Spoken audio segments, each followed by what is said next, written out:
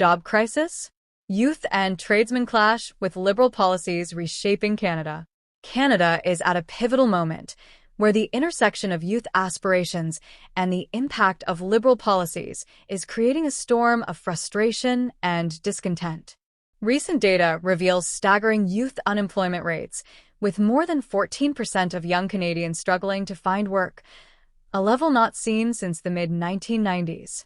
At the same time, trades education programs are increasingly out of reach for many, as policies favor newcomers and international students.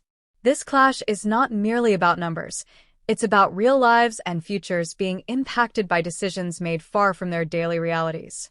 In the wake of Mark Carney's post-election Liberal government, which took office on April 28, 2025, the promise of a greener, more inclusive Canada seems increasingly distant for many young Canadians.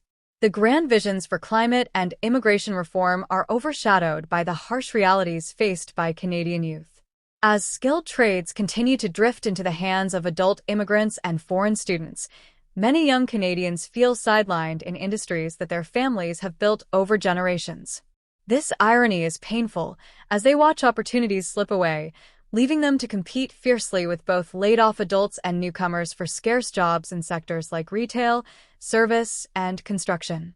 The more than 3 million non-permanent residents now residing in Canada create significant pressure on housing, healthcare, and the labor market.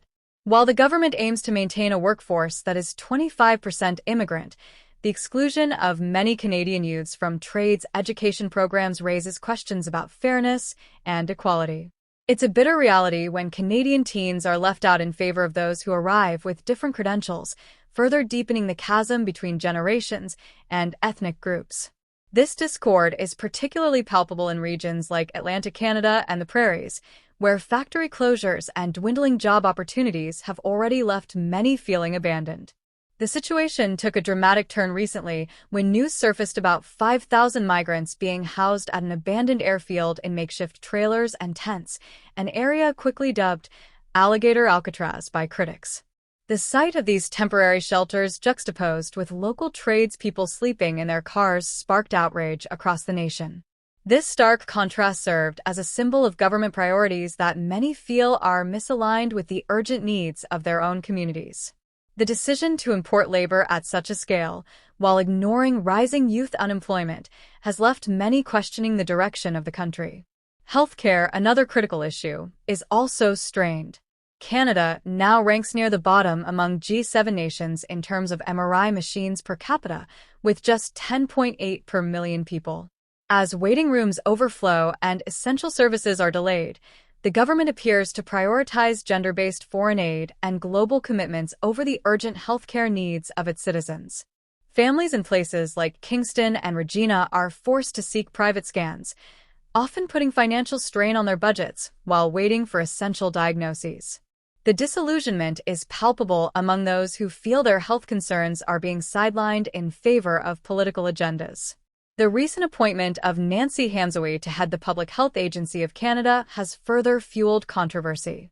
With a background in environmental engineering rather than medical science, many skeptics worry that her lack of clinical experience signals a troubling trend of prioritizing political correctness over healthcare expertise. Her public appearances, filled with hesitations and filler phrases, have left many citizens questioning whether public health decisions are being made based on ideology rather than the pressing medical needs of the population. In the realm of trades education, a recent initiative aimed at boosting female participation has come under fire. Reports indicate that some men identifying as women have exploited the program to receive valuable grants, raising alarms about oversight and integrity. With 61% of participants expressing distrust in the program's fairness, the anger is palpable.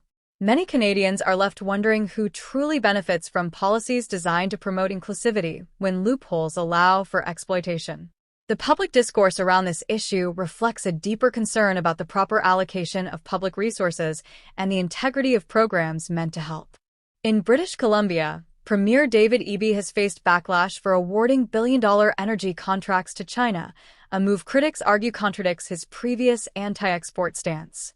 This decision has raised fears that local job creation and sovereignty may be undermined, particularly in trades and resource communities that have long fought to uphold Canadian leadership. As Albertans and residents of the prairies watch closely, there is a growing sentiment that national policies are increasingly disconnected from provincial realities, creating an atmosphere of resentment and distrust.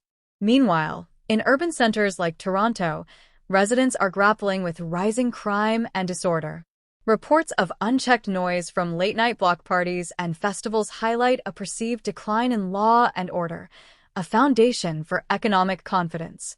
Many families no longer feel safe in their neighborhoods, leading to a sense of insecurity that permeates daily life. Critics argue that this lack of regulation and police response signals a broader societal issue, where respect for community norms is eroding and families are left to fend for themselves. A recent violent home invasion in Toronto's East End has intensified fears for personal safety.